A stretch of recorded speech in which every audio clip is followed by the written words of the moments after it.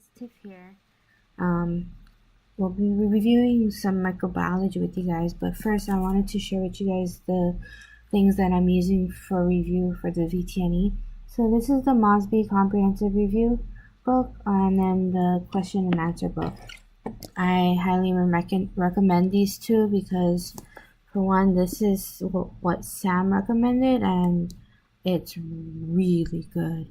So, yeah.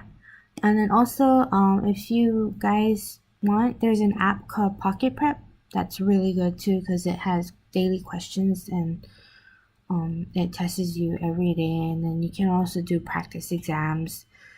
Alright, so let's do some microbiology.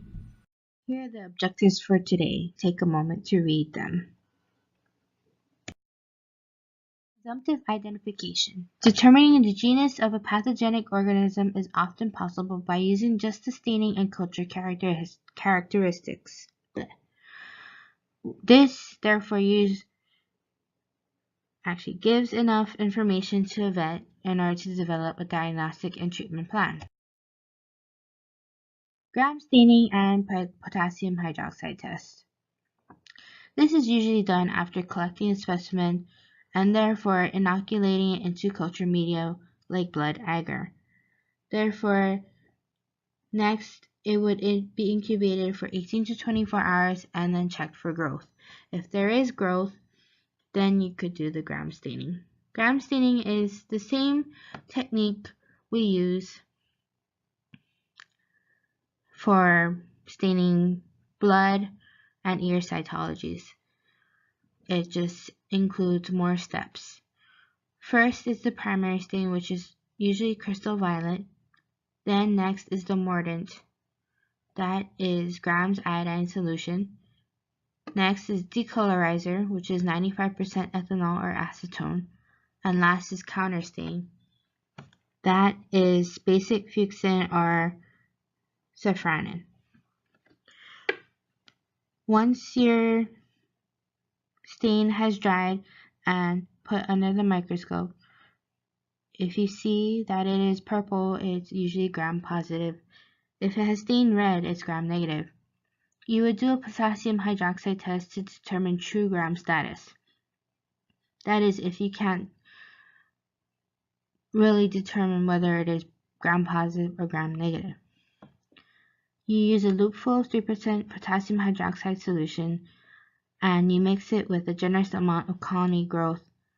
Stir for 30 seconds to 2 minutes, and once you lift the loop up, if there is a sticky strand, it's gram negative. If there is no strand, it's gram positive. Keep that in mind. The next two tests are additional tests that you need to do in order to further identify the bacteria you're looking at. First is the catalase test. It's performed on gram-positive cocci and small gram-positive bacilli. It tests for enzyme catalase. A small amount of colony is placed on the side, and then next a drop of 3% hydrogen peroxide is added. If there are gas bubbles evident, then that means it's catalase positive. If there are no gas bubbles, then that means it's catalase negative. Do a coagulase test, which is performed on catalase positive gram-positive cocci.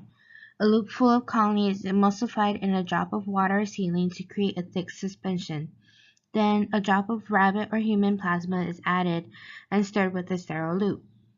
If it comes within 5 to 20 seconds, it is positive. If there is no clumping evident, it is negative.